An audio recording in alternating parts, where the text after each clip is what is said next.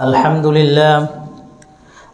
لله غافر الذنب وقابل التوب شديد العقاب ذي الطول لا إله إلا هو إليه المصير كل شيء هالك إلا وجهه له الحكم وله الأمر وإليه ترجعون وأشهد أن لا إله إلا الله وحده لا شريك له وأشهد أن محمدا عبد الله ورسوله صلى الله عليه وعلى آله وأصحابه ومن تبعهم بإحسان إلى يوم الدين قال الله عز وجل يا أيها الذين آمنوا اتقوا الله حق تقاته ولا تموتن إلا وأنتم مسلمون يا أيها الناس اتقوا ربكم الذي خلقكم من نفس واحدة وخلق منها زوجها وبث منهما رجالا كثيرا ونساء واتقوا الله الذي تساءلون به والأرحام إن الله كان عليكم رقيبا يا أيها الذين آمنوا اتقوا الله وقولوا قولا سديدا يصلح لكم أعمالكم ويغفر لكم ذنوبكم ومن يطع الله ورسوله فقد فاز فوزا عظيما أما بعد فإن أصدق الحديث كتاب الله وخير الهدي هدي محمد صلى الله عليه وسلم وشر الأمور محدثاتها وكل محدثة بدعة وكل بدعة ضلالة وكل ضلالة في النار وقال تعالى أيضا ولقد أرسلنا رسلا من قبلك وجعلنا لهم أزواجا وذرية وقال تعالى أيضا المال والبنون زينة الحياة الدنيا والباقيات الصالحات خير عند ربك ثوابا وخير أملا الحمد لله শুরুতে আমরা আবারও আল্লাহ রাব্বুল আলামিনের শুকরিয়া আদায় করছি যার যথাসময়ে আসার এবং জমার খুতবা বলার এবং শোনার সুযোগ আমরা পেয়েছি, তাই আমরা সকলেই সেই রব্বে কারিমের শুকরিয়া আদায়ার্থে বলি আলহামদুলিল্লাহ। দরুদ ও সালাম বর্ষিত হোক আল্লাহুম্মা সাল্লি আলাইহি আল্লাহুম্মা বারিক আলাইহি। সম্মানিত মুসল্লিয়ান, জুমার আজকের এই সংক্ষিপ্ত খুতবায় কোরআন এবং সহিহ সুন্নাহর আলোকে যে বিষয়টি আলোচনা করার চেষ্টা করব সেটি হলো পিতামাতা হিসেবে সন্তানের প্রতি আমার কি করণীয় রয়েছে। ওমা তৌফিক ইল্লা বিল্লাহ। এই বিষয়টিতে আমি চারটি পয়েন্ট নিয়ে আলোচনা করব।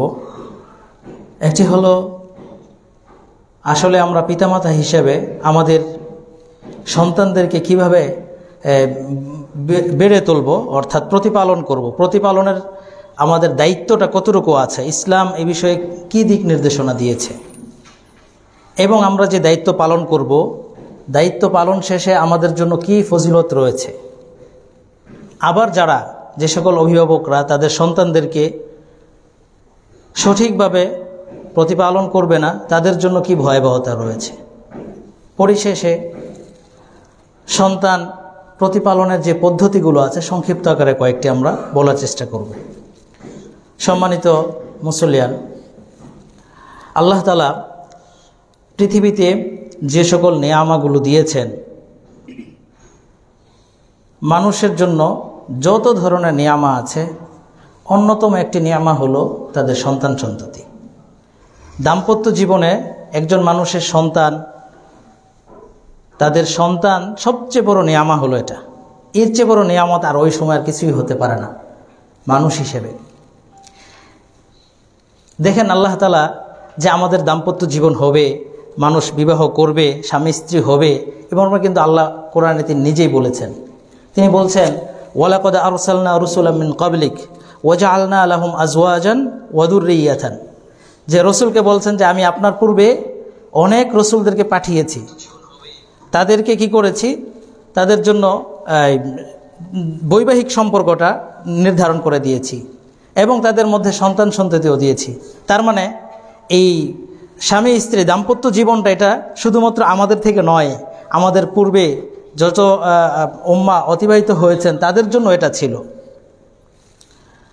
তেমনিভাবে আল্লাহ শুধু এখানেই সীমাবদ্ধ রাখেন নাই, দাম্পত্য জীবন হবে এটার মধ্যে নয়, তিনি আরও বলে দিয়েছেন যে সূরাত শুরাতে বলছেন লিল্লাহি মুলকুস সামাওয়াতি ওয়াল আরদ ইয়াখলুকু মা ইয়াশা, যে আসমান জমিনের যা কিছু আছে সব কিছুর রাজত্ব হলো আল্লাহ তাআলার।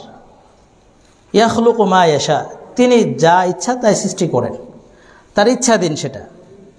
তারপরে আবার বলছেন যে ইয়াহাবু লিমান ইয়াশাউ ইনাসান ওয়া ইয়াহাবু লিমান ইয়াশাউ যুকুর, যে তিনি যাকে ইচ্ছা তাকে কন্যা সন্তান দান করেন, আবার যাকে ইচ্ছা তাকে পুত্র সন্তান দান করেন। তার মানে সন্তান, প্রথমে আমরা জানলাম দাম্পত্য জীবন এটা আছে, তারপরে দেখেন আল্লাহ বলছেন যে সন্তানাদি দেন, কাউকে কন্যা সন্তান দেন, কাউকে আবার পুত্র সন্তান দেন। আবার কি বলছেন আল্লাহ অন্যত্র বলছেন সূরা নাহলের ৭২ নম্বর আয়াতে, আল্লাহু জাআলা লাকুম মিন আনফুসিকুম আজওয়াজা, আল্লাহ তাআলা তোমাদের নিজেদের মধ্য থেকেই কি জোড়ার অর্থাৎ স্বামী স্ত্রীর সৃষ্টি করেছেন। স্বামী স্ত্রী এটা তোমাদের নিজেদের মধ্য থেকেই হবে। এবং কি বলছেন ওয়া জাআলা লাকুম মিন আজওয়াজিকুম বানিনা ওয়া হাফাদা, এবং তোমাদের এই যে দাম্পত্য জীবন থেকে সন্তানাদি হবে, নাতি যে নিয়ে এসেছেন দাম্পত্য জীবন তারপরে সন্তানাদি, এটা আমাদের কোনো কর্তৃত্ব নেই, এটা সম্পূর্ণ আল্লাহ তাআলার বিশেষ অনুগ্রহে আপনাকে দিবে। হয় আপনাকে কন্যা সন্তান দিবে, না হয় আপনাকে পুত্র সন্তান দিবে, অথবা দুটোটাই আপনাকে দিবেন। দুটোটা নিয়ামত আপনাকে আল্লাহ তাআলা কল্যাণ মনে করে আপনাকে সন্তানের দেন নাই। এতে আপনি কি করা যাবে না, একেবারেই সব হাল ছেড়ে দেওয়া যাবে না, এটা তো আমার আপনার হাতে নেই। এজন্য যেই অবস্থাতে আছে, আপনার কন্যা সন্তান হোক পুত্র সন্তান হোক অথবা উভয়টি হোক, সর্বাবস্থায় এটা বড় একটা নিয়ামত। এই নিয়ামত যেন যেভাবে আল্লাহ তাআলা দিয়েছেন, যেহেতু নিয়ামত দিয়েছেন, এই নিয়ামতটাকে আমাকে আপনাকে কি করতে হবে, এর সঠিক মূল্যায়ন করতে হবে। যেই ভাইয়ের আজকে সন্তান নেই উনি বুঝেন আসলে সন্তানের ব্যথাটা কতটুকু। যার পুত্র সন্তান আছে তিনি বুঝেন না যে কন্যা সন্তান, তিনি বুঝেন কন্যা সন্তানের ব্যথাটা কতটুকু। যার কন্যা সন্তান আছে তিনি বুঝেন যে একটা ছেলে হলে কত ভালো হতো। আর যাকে আল্লাহ দুটোটা নিয়ামত দিয়েছেন, আমরা আপনারা এটা হয়তো বা ভাবি না যে সন্তান এটা আল্লাহর রেওয়াজ দিছে, হয়েছে, শেষ না ভাই। এর জন্য কিন্তু আল্লাহ তাআলা আপনাকে এই নিয়ামতটুকু দিয়েছেন। যখন এই নিয়ামতের শুকরিয়াটা আপনার মাধ্যমে হবে, তখনই আল্লাহ কি করবেন, আপনাকে বারাকা দিবেন, আপনার জীবনে বারাকা আসবে, আপনার দুনিয়ার জীবনে কল্যাণ আসবে। আল্লাহ বলছেন যে ওয়াইদ তাআযানা রাব্বুকুম লা ইন শাকারতুম লা আযীদান্নাকুম, কথাটা কিন্তু সকল ক্ষেত্রে প্রযোজ্য। অর্থাৎ যখন তোমরা কি করবে, আল্লাহ তাআলা যে নিয়ামতগুলো দিয়েছেন সেগুলো তোমরা স্মরণ করবে, সেগুলোকে স্মরণ করবে যখন, এবং তখন আল্লাহ কি করবেন, শুকরিয়া আদায় করবে যখন তোমরা নিয়ামতের, তখন আল্লাহ নিয়ামতকে বাড়িয়ে দিবেন। এই নিয়ামতের যে বরকতগুলো আছে সেই বরকতটা আমরা আমাদের জীবনে প্রত্যেকটা মুহূর্তে পাব। অতএব যেহেতু সন্তানাদি একটা নিয়ামত, এই নিয়ামতের শুকরিয়া আদায়টা আমার আপনার কিভাবে হবে, সেটা কি আলহামদুলিল্লাহ বলার মাধ্যমেই শেষ? না, আলহামদুলিল্লাহ এটা তো বললাম, এটা আল্লাহ তাআলার মৌখিক স্বীকৃতি দিলাম যে আল্লাহ তাআলা আমাকে অনুগ্রহ করেছেন, দয়া করেছেন, সন্তান দিয়েছেন। এখন এর মূল বাস্তব প্রেক্ষাপট হবে তাকে নিয়ে আমার কাজ করা, তাকে বড় করা।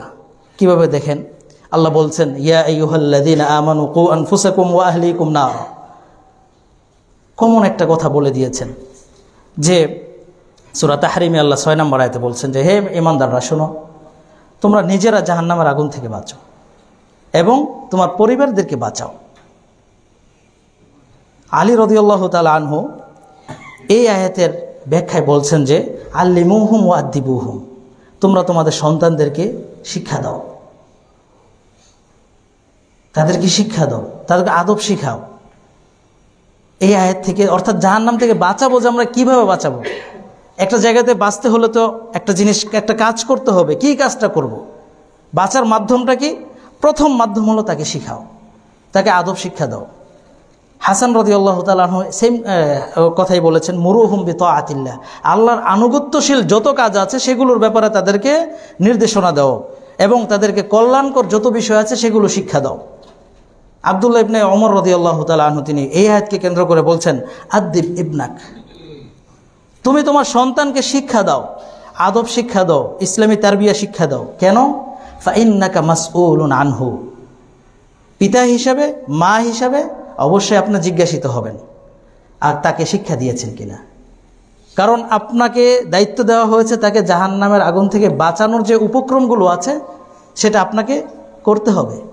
যদি আমরা করি তখনই আমরা আমার নেয়ামতের শুকরিয়া আদায় হবে। তারপরে দেখেন আল্লাহ তাআলা অন্যতে বলছেন যে সূরা আনফালের ২৭-২৮ নম্বর আয়াত, অত্যন্ত খুব সুন্দরভাবে সাজিয়েছেন এখানে আল্লাহ তাআলা কয়েক ২-৩টা কথা বলছেন। ইয়া আইয়ুহাল্লাযীনা আমানু লা তাখুনুল্লাহা ওয়ার রাসূল ওয়া তাখুনু আমানাতিকুম ওয়া আনতুম তা'লামুন, ঈমানদাররা শোনো, তোমরা আল্লাহ তাআলার সাথে খেয়ানত করবে না, তার রাসূলের সাথে খেয়ানত করবে না। ওয়ালা তাখুনু আমানাতিকুম, এবং তোমরা কি করবে না, তোমাদের যে আমানতগুলো দেওয়া হয়েছে জেনে বুঝে সেগুলোর খেয়ানত করবে না। তার মানে এখানে আমানতটা কি ব্যাখ্যা করেন নাই আল্লাহ স্পষ্ট, কিন্তু পরবর্তী আয়াতের সাথে যদি আমরা মিলাই তাহলে কিন্তু একটা ইঙ্গিত দিয়েছেন আল্লাহ। সেখানে কি বলছেন? ওয়া আলামু আন্নামা আমওয়ালুকুম ওয়া আওলাদুকুম ফিতনা, তবে জেনে রাখো তোমরা যে ধন সম্পদ সন্তানাদি এগুলো কিন্তু একটা ফিতনা, পরীক্ষার বিষয়, পরীক্ষায় ফেলে দেওয়ার অর্থাৎ অমঙ্গলের দিকে নিয়ে যাওয়ার একটা মাধ্যম।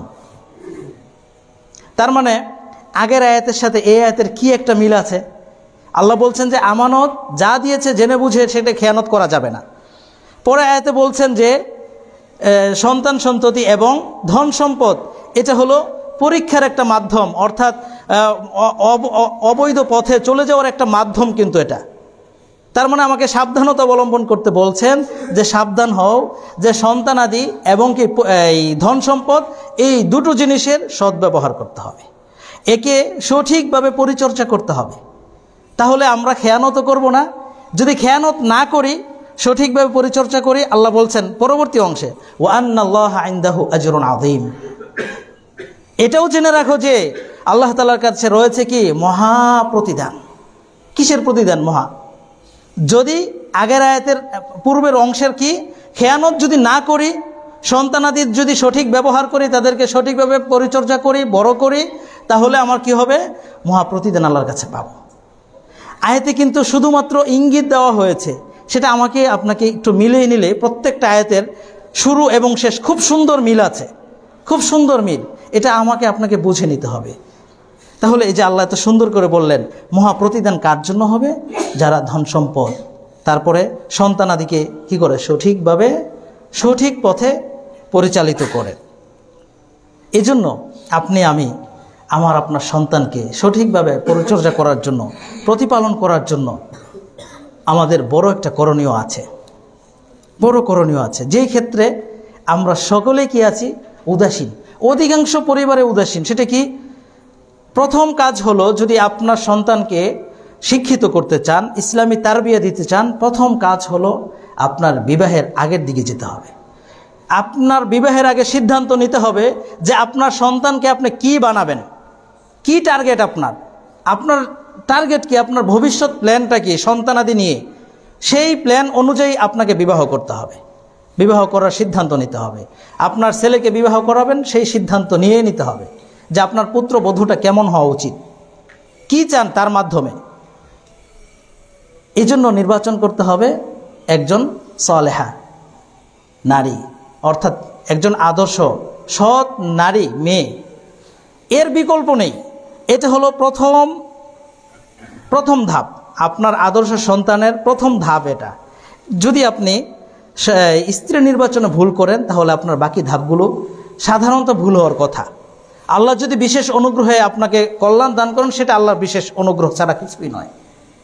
কিন্তু মাটি যেরকম, ভালো মাটি কি করে? ভালো ফসল উৎপাদন করে। মেয়েরা যারা আছে, স্ত্রী যাকে নির্বাচন করবেন সে যদি ভালো হয়, তার কাছ থেকে ভালোটা আশা করা যায়। আর যদি দেখবেন অনেক সময় পরিবারের মধ্যে দ্বন্দ্ব হয় যে আমি চাই আমার সন্তানকে ইসলামী তারবিয়া দিতে, আমার স্ত্রী চায় কি অন্যদিকে নিয়ে যেতে। এই যে দুইজনের দ্বন্দ্বটা হয়, এটার দ্বন্দ্বের কিন্তু মূল কারণে কিন্তু আপনি স্ত্রী নির্বাচনে ভুল করেছেন। এই জন্য স্ত্রী নির্বাচনের আগে আপনাকে এই খেয়ালটা রাখতেই হবে। যখন আমরা স্ত্রী নির্বাচনটা সঠিক হয়ে যাবে, সঠিকভাবে যখন আমাদের বিবাহ বন্ধনটা হবে, একজনের দাম্পত্য জীবন শুরু হবে, তাদের সন্তানাদি হবে, তারপরে তাদের উভয়ের মধ্যে দায়িত্ব দেওয়া হয়েছে। আল্লাহ রসুল সাল্লাল্লাহু আলাইহি সাল্লাম চমৎকার আকারে বলেছেন, একেবারে সেই রাষ্ট্রপ্রধান থেকে নিয়ে একেবারে এই পরিবার পর্যন্ত কোনো জায়গাতে বাদ রাখেন নাই। এত চমৎকার করে বলেছেন যে কুল্লুকুম রাইন ওয়া কুল্লুকুম মাসউলুন আন রাইয়াতি। তিনি শুরু করছেন এভাবে যে প্রত্যেকেই তোমরা দায়িত্বশীল, আর প্রত্যেকেই দায়িত্বের ব্যাপারে জিজ্ঞাসিত হবে। এই কথাটুকু বলে যদি হাদিসটুকু শেষ করে দিতেন আল্লাহ রসুল, তাহলে কিন্তু চলতো। তার মানে দায়িত্ব যে স্তর আছে তার ওইখানে দায়িত্ব আছে না, তিনি একেবারেই সেই শাসকের কথা বলেছেন। তারপরে নিয়ে এসেছেন ওয়ার রাজুলু রাইন আলা আহলি বাইতি, যে প্রত্যেকটা পুরুষ তার পরিবারের দায়িত্বশীল। সে ব্যাপারে তাকে জিজ্ঞাসা করা হবে। পরিবারের স্ত্রী, ভাই বোন, ছোট ভাই বোন, তারপরে কি আছে ছেলে মেয়ে, সবার ব্যাপারে তার দায়িত্ব রয়েছে। তাদের যদি কোনো ধরনের মিসগাইড হয়, তারা যদি ভুল পথে যায়, জবাব আপনাকে দিতে হবে, যেহেতু আপনি তাদেরকে পরিচালনা করেছেন। তারপরে কি ওয়াল মারআতু রাইয়াতুন আলা বাইতি যাওজিহা ওয়া ওয়ালাদিহি, এটা বলার কিন্তু তেমন দরকার ছিল না, কিন্তু আল্লাহ রাসূল সাল্লাল্লাহু আলাইহি সাল্লাম তো তিনি যে কথাগুলো বলেছেন, প্রত্যেকটা কথায় যখন আপনার সামনে নিয়ে আসবো আমরা, মনে হচ্ছে যেমন এই মুহূর্তের জন্যই এটা প্রযোজ্য ছিল, এখনই মনে হয় আল্লাহ রসুল বলে গেছেন এটা, এমন একটা ভাব চলে আসে কথাগুলোর মধ্যে। আল্লাহ রসুল বলছেন যে নারীরাও কি তার স্বামীর পরিবারে, একেবারে স্পষ্ট করে বলে দিয়েছেন তার স্বামীর পরিবারে দায়িত্বশীল। বলে নাই তার বাপের বাড়িতে দায়িত্বশীল, তার স্বামীর পরিবারে দায়িত্বশীল, এবং বলে ওয়ালাদিহি, এবং তার সন্তানের ব্যাপারেও দায়িত্বশীল, এবং তার দায়িত্বের ব্যাপারে তাকে জিজ্ঞাসা করা হবে, তারা জিজ্ঞাসিত হবে। অতএব এই জিজ্ঞাসাটা কি নিয়ে জিজ্ঞাসা করবেন আল্লাহ তাআলা, যে আমরা পরকালে জিজ্ঞাসিত হব সন্তানাদির ব্যাপারে, কি বিষয়ে তাকে ভরণ পোষণ দিয়েছি, তাকে চিকিৎসা দিয়েছি, এই কাজগুলোর ব্যাপারে যেমন জিজ্ঞাসা করা হবে, আরও কিছু বিষয় জিজ্ঞাসা করা হবে। সেটা কি? আমরা দুনিয়াতে কি করি? একজন মা, একজন বাবা, বিশেষ করে মায়েরা যখন সন্তান প্রতিপালন করে, তাকে কি দেয়? তার ভরণ পোষণটা ঠিক রাখে। গরম লাগছে কিনা, গরম লাগলে ফ্যানটা ছেড়ে দেয়, অথবা তার ঠান্ডা লাগছে কিনা ঠান্ডা থেকে বাঁচার উপক্রম করে। এই দিকগুলো খুব সচেতন, মায়েরা খুবই সচেতন। বাবারা কি করে? তাদেরকে যদি এই ভুল করে ফেলে যে সঠিকভাবে তার সেবাটা হচ্ছে না, তখন তার মার উপর প্রেশারটা যায়, কেন হচ্ছে না। কিন্তু আরেকটা বিষয় রয়ে গিয়েছে, সেই বিষয়ে অনেক বাবাই উদাসীন, অনেক মাই উদাসীন। সেটা হলো তার কলবের চিকিৎসা, কলবের সেবা। তাকে সুশিক্ষা দিতে হলে তাকে তারবিয়া, ইসলামী যে তারবিয়াটা দিতে হবে, ওই যে আল্লাহ বলছেন জাহান্নামের আগুন থেকে বাঁচাও, সেখান থেকে বাঁচাতে হলে তাকে কি দিতে হবে? কলবের চিকিৎসা, কলবের সেবাটা দিতে হবে। সেই সেবাটা কয়জন আমরা যত্নবান? আর এই সেবার ব্যাপারে কিন্তু আল্লাহ জিজ্ঞাসা করবেন, আপনি তাকে এই সেবাটা দিয়েছেন কিনা, মা হিসাবে এটাই জিজ্ঞাসা করবেন আল্লাহ তাআলা। দেখেন কেন আল্লাহ রাসূল সাল্লাল্লাহু আলাইহি সাল্লাম চমৎকার করে বলেছেন, মা মিন মাউলুদিন ইউলাদু ইল্লা আলাল ফিতরাহ। যত নবজাতক আছে, যত সন্তান পৃথিবীতে ভূমিষ্ঠ হবে, তারা সকলেই তার মূল ফিতরত, মূল স্বভাবের উপর জন্মগ্রহণ করে। অর্থাৎ মূল বৈশিষ্ট্য হলো প্রত্যেকটা সন্তান জন্ম লাভ করবে দুনিয়াতে, তারা আল্লাহকে বিশ্বাস করে, ইসলামটাকে তাদের মধ্যে মৌলিকভাবে থাকে। এরপরে দুনিয়াতে বড় হওয়ার সময় তার মা বাবা তারা কি করে? ইউহাউইদানিহি আও ইনাসসিরানিহি, তো কেউ তাকে ইহুদি বানায়, কেউ তাকে মাজুসি বানায়, কেউ তাকে ভিন্ন পথে নিয়ে যায়, মুসলিম নামদারি হয়েও তাকে ইসলাম থেকে বহু দূরে চলে নিয়ে যায়। এটা হলো দায়ী মা বাবা। আপনার আমার মতো যারা অভিভাবক আছে তাদের মধ্যে এগুলো হচ্ছে। অতএব এই যে আপনি বানালেন, আল্লাহ কিন্তু আপনাকে ছাড়বে না, এই বিষয়গুলো জিজ্ঞাসা করবেন। অতএব সাবধান হতে হবে। আমরা যখন সন্তান প্রতিপালন করব, সন্তান প্রতিপালনের ক্ষেত্রে বেশ কতগুলো বিষয় আমাদের খেয়াল রাখা উচিত। মৌলিকভাবে কয়েকটি বিষয় আছে, 8-10টি বিষয় আমি উল্লেখ করব হয়তোবা। প্রথমত, আমাদেরকে আল্লাহ ভীতি রাখতে হবে। সন্তানাদি পালন করার ক্ষেত্রে, লালন পালন করার ক্ষেত্রে আল্লাহর ভয়টা প্রকাশ্যে অপ্রকাশ্যে সর্বাবস্থায় আল্লাহর ভয়টা আমাদের মধ্যে রাখতে হবে, এবং সন্তানের মধ্যে এই ভয়টা তার মধ্যে যেন প্রভাব পড়ে, সেও যেন এই ভয়ে প্রতিপালিত হয়, এটাকে আমাকে আপনাকে প্রাধান্য দিতে হবে। দ্বিতীয় একটা গুরুত্বপূর্ণ বিষয় হলো যে আমরা যখন সন্তান প্রতিপালন করি সেক্ষেত্রে অনেক সময় স্বামী স্ত্রী তারা তর্ক বিতর্ক করে ফেলে। ছোট ছেলে মেয়ে তাদের সামনেই সমানে তর্ক বিতর্ক করছে, গাল মন্দ করছে, অথবা ঝগড়া করছে, মারধরও করছে, কোনো দ্বিধাবোধ করছে না। এটা আপনার সঠিক পদ্ধতি নয়। এই কাজ যদি করেন আপনার সন্তানের কাছ থেকে আদৌ ভালো কিছু আশা করতে পারেন না। আপনার জন্য এটার জন্য আল্লাহ আপনাকে ধরবেন, জিজ্ঞাসা করবেন। কারণ সন্তানরা যখন ছোট থাকে 6 বছর 7 বছরের পূর্ব পর্যন্ত তারা তার মায়ের আদর্শটা, তার বাবার আদর্শটা নেয়। তারা দুইজনে যত কথা বলবেন, আপনারা যদি কথা বলেন দেখবেন যে সন্তানরা আপনার দিকে হা করে তাকিয়ে আছে। আপনারা কথা বলছেন কিন্তু ভিন্ন এমন কথা বলছেন যেটা তারা বুঝতেছে না, দুনিয়াবী বিষয় নিয়ে কথা বলছেন, তাদের বুঝার কথাও না, কিন্তু তারা কিন্তু হা করে তাকিয়ে আছে। কি বলছে আমার বাবা, কি আমার মা কীভাবে উত্তরটা দিচ্ছে, এইভাবে তারা এটাকে মূল্যায়ন করছে।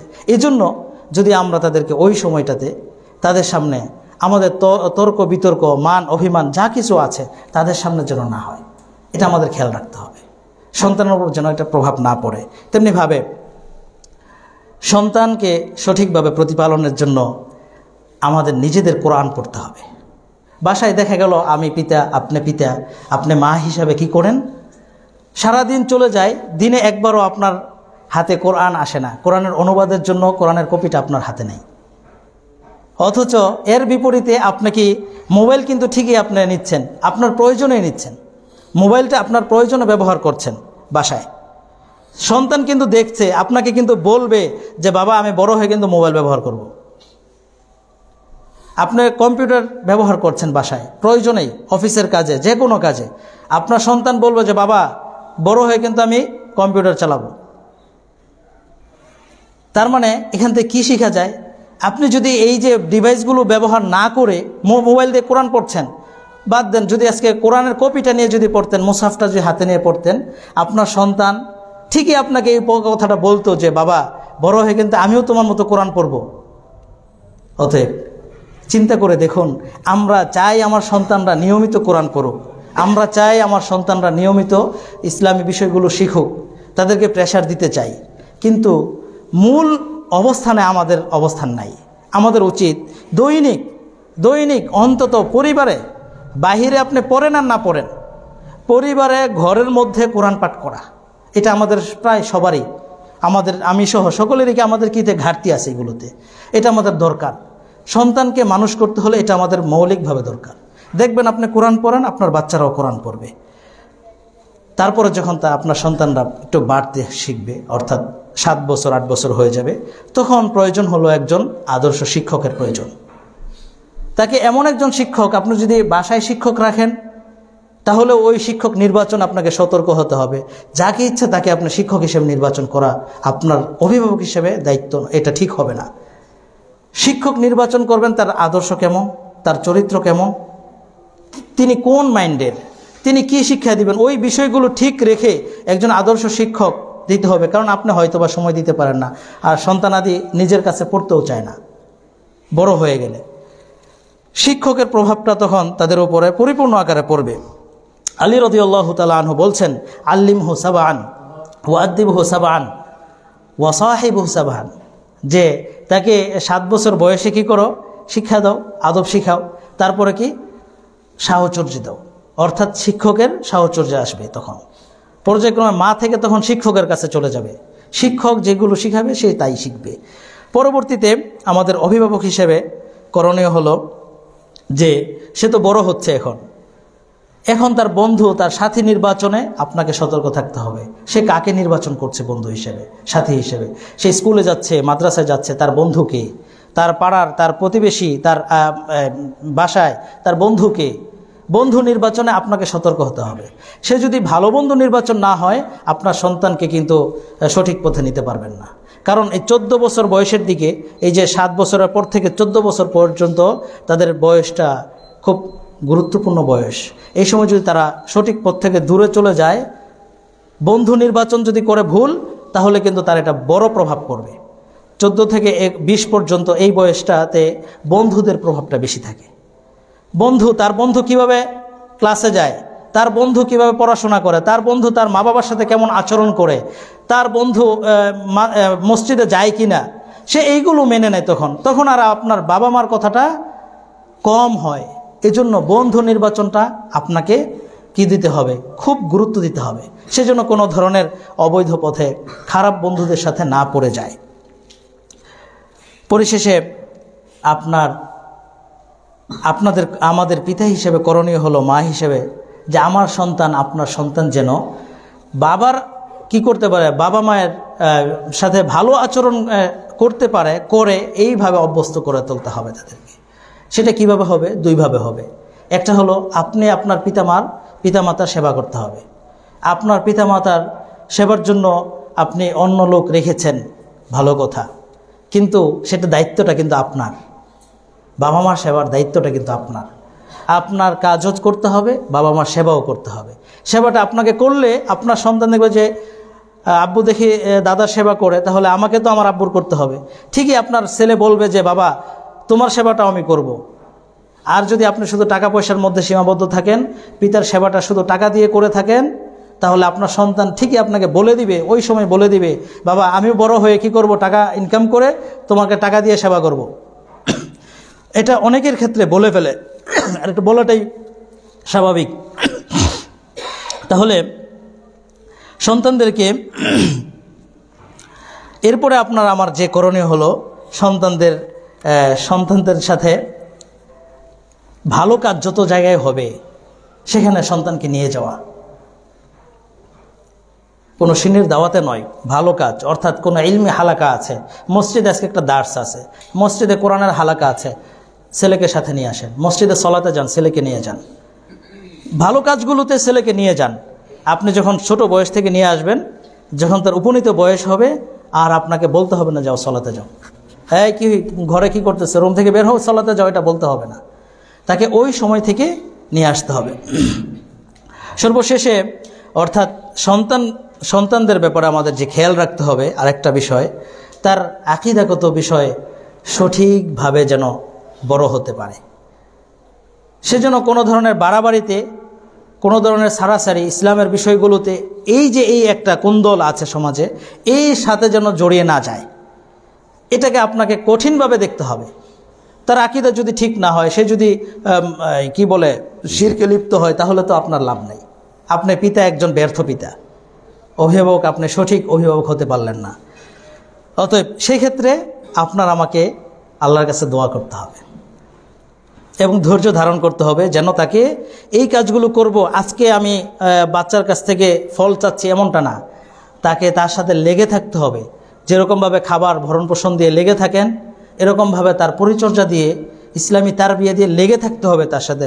সময় যখন যেটা প্রয়োজন, যেই কাজটা করা দরকার সেই কাজটা করে তার সাথে আপনাকে লেগে থাকতে হবে। তাহলেই ভালো কিছু আশা করা যাবে। তার জন্য দোয়া করতে হবে।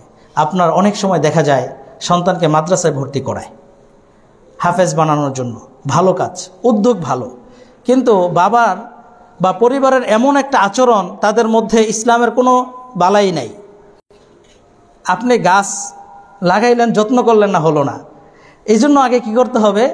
প্রথমত দোয়া করতে হবে, আল্লাহর কাছে চাইতে হবে আপনার সন্তানের জন্য, যে আল্লাহ তুমি আমার সন্তানকে কি করো, ইসলামের পথে নিয়ে আসো, সঠিক শিক্ষা যেন আমি দিতে পারি, চাইতে হবে।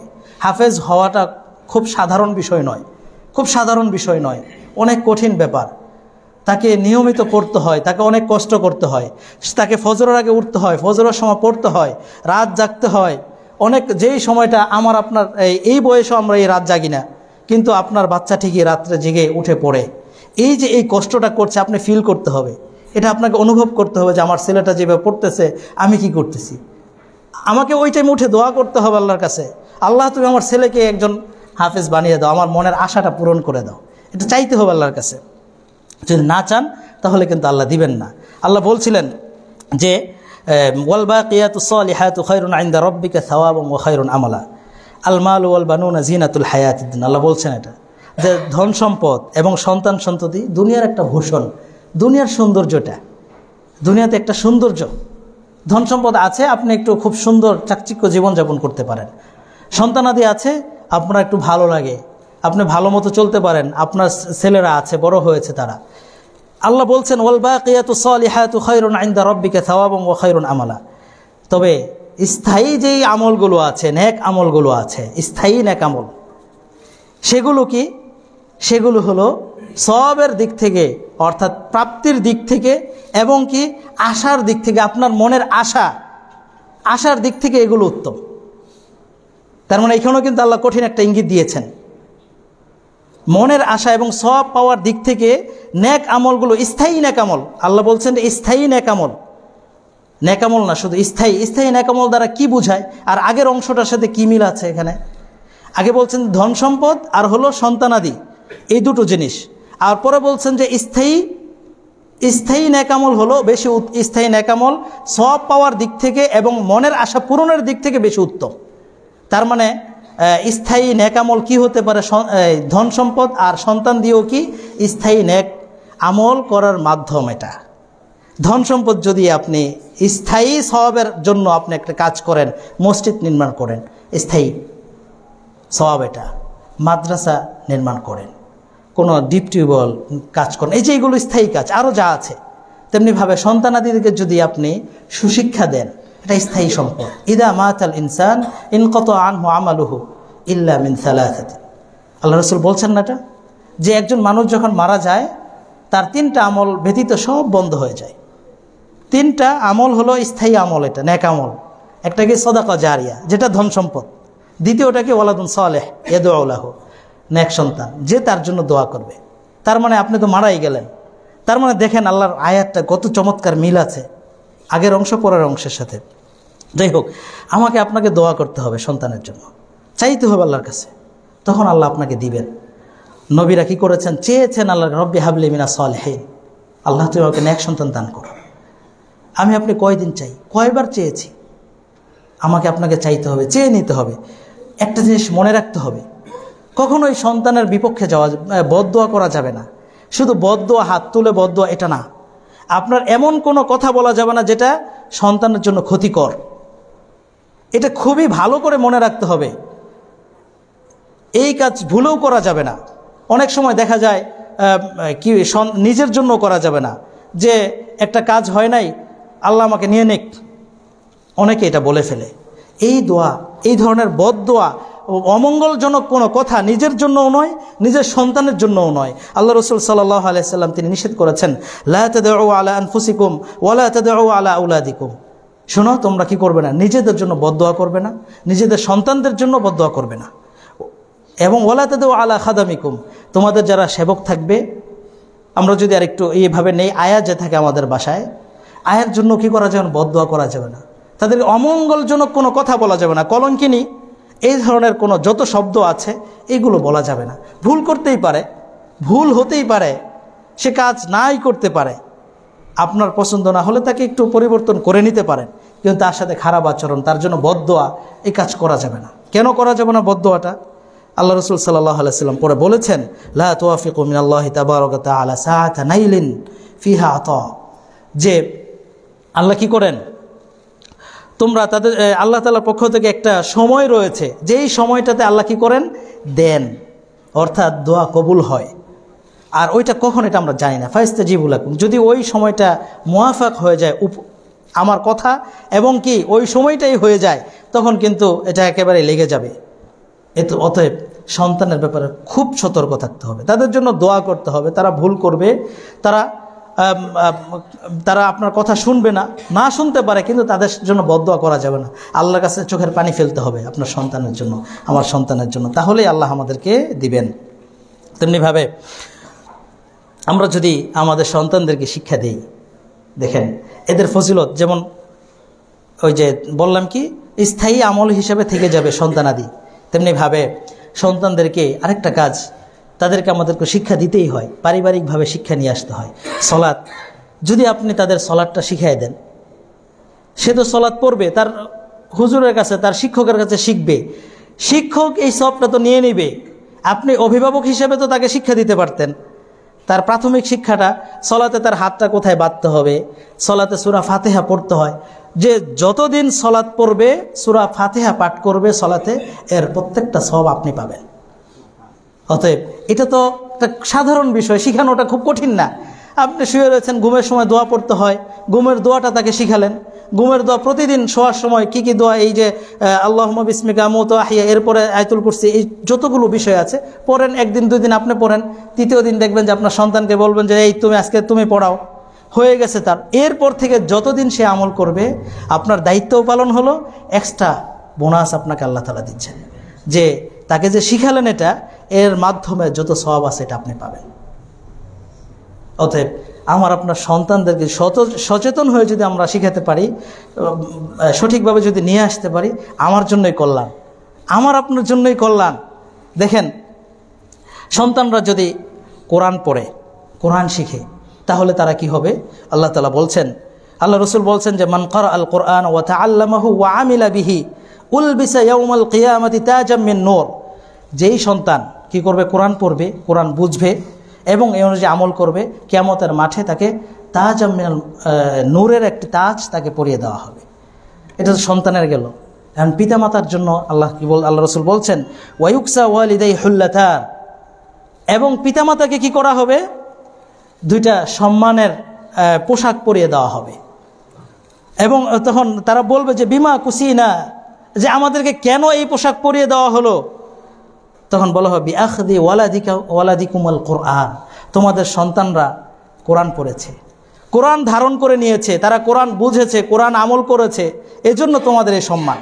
আপনি কষ্ট করেছেন, এর ফজিলত আপনি সেখানে ভোগ করবেন। অতএব আমরা যারা অভিভাবকরা আছি, আমাদের সন্তানদেরকে এই শিক্ষায় নিয়ে আসতে হবে, তার বিয়াটা সঠিকভাবে দিতে হবে। আবার যারা শয়তানের প্ররোচনায় পড়ে এই কাজ থেকে দূরে আছেন, তাদের জন্য কিন্তু শাস্তিও আছে, আল্লাহ ছেড়ে দিবেন না তাদেরকে। যারা সন্তানকে সঠিকভাবে পরিচর্যা করবে না, দুনিয়াতে তাদের জন্য শাস্তি কি?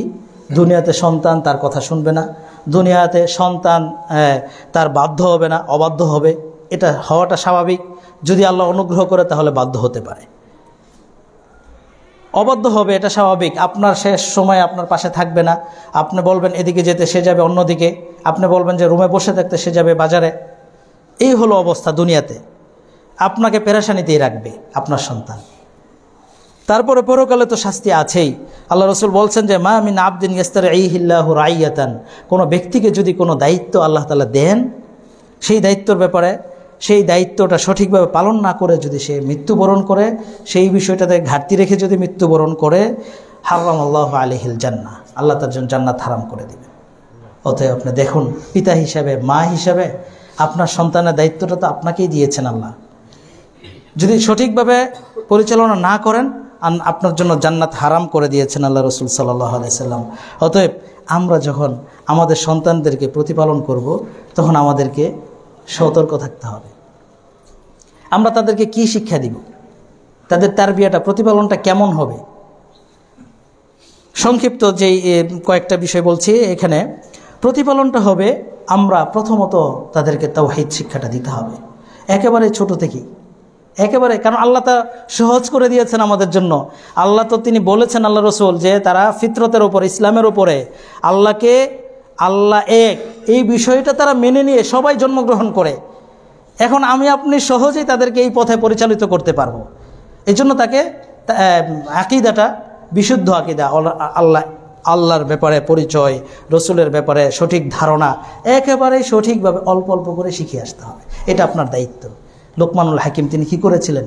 ইয়া বুনাই লা তুশরিক বিল্লাহ, বা ছেলেকে উপদেশ দিয়ে বলছেন যে বাবা শোনো, তুমি আল্লাহর সাথে শিরিক করো, এই উপদেশটা দিয়েছেন। তার মানে এটা যখন একবার বলবেন, দুইবার বলবেন, তার মাথায় এটা ঢুকবে। তেমনিভাবে আপনার সন্তানকে ইবাদতের দিকে মনোনিবেশ করতে হবে। অর্থাৎ সে বড় হবে, তাকে ইবাদতের দিকে, অর্থাৎ সলাৎ, 4 বছর 5 বছর বয়সে যখন বড় হয়ে যায়, বাসায় সলাতের বিষয়টা খেয়াল রাখতে হবে, যেন সলাৎ পড়ে, তার মা পড়বে। আপনি আমরা যারা পুরুষরা আছি, আমরা মসজিদে সলাৎ পড়ব, কিন্তু আমাদের জন্য একটা আল্লাহ রাসূল সুন্দর একটাই দিয়েছেন, ইদা কাদা আহাদুকুমুস সালাতা ফি মাসজিদি, যখন কোনো ব্যক্তি মসজিদে সালাত আদায় করে ফালিয়াজআল লিবাইতিহি নাসিবান মিন সালাতিহি, তার সালাতের একটা অংশ যেন বাসার জন্য রেখে দেয়, এবং সে এটা যেন কি করে, বাসায় ওই সালাতটা পড়ে। তার মানে কি ফরজ সালাত না, আপনি ফরজ পড়েছেন, বাসায় গিয়ে 2 রাকাত সুন্নত পড়েন। বাড়িটাকে কি করা যাবে, ইজআলু ফি বুয়ুতিকুম মিন সালাতিকুম, তোমরা তোমাদের বাসায় কি করো, সালাত পড়ার ব্যবস্থা রাখো। ওয়ালা তাত্তাখিদুহা কুবুরান, বাড়িকে ঘরকে কবর বানায় না। তার মানে কবরে তো সালাত পড়া হয় না, কবরে কোরআন পড়া হয় না, এটা যেন না হয়, ঘরটা যেন কবর না হয়, ঘরটা যেন কি হয়, ঘর হয়। এই জন্য বাসায় কি করতে হবে, আমাদের এটা তারবিয়ার জন্য, সন্তানকে শিক্ষা দেওয়ার জন্য। 2 বছর 3 বছর বাচ্চারা কথা বলতে পারে, আপনি বাসায় সালাত 2 রাকাত সুন্নত পড়েন, আপনার পাশে দাঁড়াবে, আপনার ঘাড়ে উঠবে, দুষ্টামি করবে, করুক। সে আরেকটু বড় হওয়ার পরে বুঝবে সালাত পড়তে হয়, আর ভুল করবে না, তখন মসজিদে নিয়ে আসবেন। বুঝ যখন হবে যে সালাতে দুষ্টামি করা যায় না, মসজিদে নিয়ে আসেন সাথে, তাহলেই তো তার বাসায়ও প্র্যাকটিস হলো, তার বিয়ে হলো। এটা তেমনিভাবে আল্লাহ রসুল যে বলেছেন, এই হাদিসটা বাস্তবায়ন হয়ে গেল। 7 বছর বয়সে সালাতের নির্দেশ দাও, আপনি তাকে আগে নির্দেশ দেন নাই, তাকে বাসায় পড়েছেন, সে পড়েছে। 7 বছর বয়সে এর আগে মসজিদে আপনি নিয়ে এসে পড়েছেন। তার মানে আপনার সন্তান সঠিক শিক্ষা শিখবে না, ভুল শিখবে যদি এই পথে আসেন। তেমনিভাবে আমরা যখন সন্তানদেরকে বড় করব, তাদের খাবার দাবার, দুনিয়াবি যে বিষয়, ভরণ পোষণটা, সেক্ষেত্রেও তার বিয়ে দিতে হবে। সেটা কি দিতে হবে, তাকে যেন আমরা যখন একেবারে ছোট, জন্মগ্রহণের পর থেকে তার মায়ের কাজ হলো, সন্তান যখন দুধ পান করাবে অবশ্যই বিসমিল্লাহ বলবে। বিসমিল্লাহ না বলে যেন কোনো দিন দুধ না পান করায়। ঘুমের সময় যদি দুধ পান করাতে হয়, আগে জেগে বিসমিল্লাহ বলে তারপরে দুধ পান করাতে হবে। আল্লাহ রসুল এটা কঠিনভাবে বলেছেন, সাম্মিল্লাহ, যখন তোমরা খাও, কোনো কিছু খাবে, আর তার খাবার তো এটা, সে তো এখন খাবার এটাতে অভ্যস্ত হবে, তার সামনে যদি কানের কাছে যায় বিসমিল্লাহ বিসমিল্লাহ, সে 1 দিন 2 দিন, যখন 1 বছর হয়ে যাবে, 1.5 বছর হয়ে যাবে, তখন তার অভ্যাস হবে যে একটা কিছু হাতে নিলেও সে কি বলবে, বিসমিল্লাহ বলবে। এটা হলো ইসলামী তারবিয়া। তখন আপনি যদি তাকে বলেন যে এই বাবা, ডান হাতে খেতে হয়, বিসমিল্লাহ বলে খেতে হয়, ঠিকই সে নিয়ে নেবে, সহজেই নেবে। ঘর থেকে বের হওয়ার সময় যেই দোয়া আছে সেই দোয়া আপনি পড়েন, আপনার সন্তান পড়বে। এভাবে আমাদেরকে ইসলামী তারবিয়াগুলো শিখাতে হবে। সর্বশেষ বিষয় হলো, তাদের জন্য আমাদের দোয়া করতে হবে, তাদের জন্য আমাদের দোয়া করতে হবে। দোয়ার বিকল্প নাই, সন্তানের জন্য দোয়ার বিকল্প নাই। আমরা দোয়া করি আল্লাহর কাছে, যাদের কি সন্তান আছে সকলেই আমরা দোয়া করবো আল্লাহর কাছে, যাতে করে আমার সন্তান আদর্শ শিক্ষায় শিক্ষিত হতে পারে, আমার সন্তান সুশিক্ষায় শিক্ষিত হয়। সুশিক্ষায় শিক্ষিত হলে লাভ আমার দায়মুক্ত হলো, দায়িত্ব পালন হলো, সাথে সাথে আমরা অতিরিক্ত বোনাস হিসাবে অনেক সম্মানের অনেক কিছু পেয়ে যাব। আল্লাহ আমাদেরকে এই বিষয়গুলো মানার তৌফিক দান করুক, আমিন। আল্লাহু তাআলা আ'লাম বিসওয়াব। আকুলু কাওলি হাযা আস্তাগফিরুল্লাহ লি ওয়া লাকুম ওয়া লিসাইরিল মুসলিমিন ফাস্তাগফিরুহু ইন্নাহু হুয়াল গফুরুর রহিম। আলহামদুলিল্লাহি তাআলা ওয়া সলাতু ওয়া সালামু আলা মান লা নাবিয়্যা বা'দাহু, আম্মা বা'দ। قال الله عز وجل إن الله وملائكته يصلون على النبي يا أيها الذين آمنوا صلوا عليه وسلموا تسليما। সম্মানিত মুসল্লিয়ান,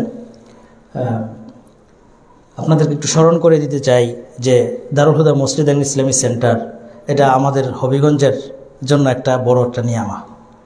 মসজিদে এসে সালাত পড়তে পারি শান্তিমতো, সব মসজিদেই যেতে পারি, শান্তিমতো সালাত পড়তে পারি। তারপরও একটু কিছুটা ব্যতিক্রম কিছু আছে। তেমনিভাবে আরও একটি বড় বিষয় হলো, হবিগঞ্জে মসজিদ এবং একটা মাদ্রাসাও আছে, একই মানহাজে পরিচালিত মাদ্রাসা। আপনারা জানেন আসসালাম আইডিয়াল মাদ্রাসা, সেটাও 2018 সালে প্রতিষ্ঠিত হয়েছে। 19 শিক্ষাবর্ষ থেকে শিক্ষা কার্যক্রম চলে আসছে। সেখানে ইসলামী তারবিয়া, ইসলামিক বিষয়গুলো যেন সঠিকভাবে শিখতে পারে, সেইভাবে কাজ করে যাচ্ছে। তো অতএব যেহেতু মাদ্রাসাও আপনাদের, মসজিদও আপনাদের, এজন্য আমি বলবো যে মাদ্রাসা আপনারা সকলে যাবেন, সেখানে দেখে আসবেন। সন্তানাদিদেরকে সঠিকভাবে শিক্ষা দেওয়ার জন্য আপনারা চিন্তা ভাবনা করবেন, যেন সঠিক শিক্ষাটা দিতে পারেন। এটা আমরা চাই, সকলে এটা চাই। আমাদের সন্তানরা যদি শিখে আমাদের জন্য গর্ব। অতএব মাদ্রাসায় সকলে যাওয়ার দাওয়াত থাকলো। মাদ্রাসা আগে ছিল রাজনগর, এখন কিন্তু মসজিদের পাশেই চলে এসেছে মাদ্রাসা, এখানে আমরা নিয়ে এসেছি, স্থানান্তর করেছি, শ্যামলীতে আছে। অতএব সকলে যাবেন। আর যেহেতু নতুন শিক্ষাবর্ষ 2025 শিক্ষাবর্ষে ভর্তি আছে, আগামীকালকে ভর্তি পরীক্ষাও আছে, আপনারা যাবেন, এবং আমাদেরকে সার্বিকভাবে পরামর্শ দিবেন। মাদ্রাসা এটা আপনাদের মাদ্রাসা, হবিগঞ্জবাসীর মাদ্রাসা, এটা কোনো অন্যদের না, এটা হবিগঞ্জের আপনাদের মাদ্রাসা, সকলের। এখানে যারাই আছেন আমি মনে করি সকলের এই প্রতিষ্ঠান নিজের প্রতিষ্ঠান মনে করে আপনার যত ধরনের পরামর্শ আছে, যত ধরনের কথা আছে, সব কিছু আপনি মন খুলে সেই কাজগুলো করবেন। নিজের প্রতিষ্ঠান মনে করে একটু যে দোয়া দিয়ে আসবেন, আপনি সেখানে গেলেন, এটাও আপনার সাদাকা হবে যদি আপনি ভালো নিয়তে যান। নিজের প্রতিষ্ঠান মনে করে যাবেন, সেখানে গিয়ে প্রতিষ্ঠানের কি করা যায়, আরও কিভাবে সুন্দর হয়, প্রতিষ্ঠান কিভাবে আপনারা নিজের প্রতিষ্ঠান কীভাবে গড়বেন, কি করবেন, এটা আপনারা সেখানে দেখে আসবেন এবং দোয়া দিয়ে আসবেন। প্রতিষ্ঠানের সাথে সকলকে থাকার জন্য উদাত্ত আহ্বান জানাচ্ছি, সকলে এর সাথে জড়িত থাকবেন ইনশাআল্লাহ। আল্লাহ আমাদেরকে তৌফিক দান করুক, আমিন। আল্লাহুম্মা সাল্লি আলা মুহাম্মদ ওয়া আলা আলি মুহাম্মদ কামা সাল্লাইতা আলা ইব্রাহিম ওয়া আলা আলি ইব্রাহিম ইন্নাকা হামিদুম মাজিদ। আল্লাহুম্মা বারিক আলা মুহাম্মদ ওয়া আলা আলি মুহাম্মদ কামা বারাকতা আলা ইব্রাহিম ওয়া আলা আলি ইব্রাহিম ইন্নাকা হামিদুম মাজিদ। আল্লাহুম্মা আইজিল ইসলাম ওয়াল মুসলিমিন ওয়া আদিল্লা শিরক ওয়াল মুশরিকিন ওয়া দাম্মির الطغاة والمعتدين وانشر رحمتك على المؤمنين يا أرحم الراحمين. عباد الله رحمني رحمكم الله، إن الله يأمر بالعدل والإحسان وإيتاء ذي القربى وينهى عن الفحشاء والمنكر والبغي يعظكم لعلكم تذكرون. فاذكروا الله العظيم الجليل يذكركم واشكروه على نعمه يزدكم ولذكر الله أكبر والله يعلم ما تصنعون. قوموا للصلاة.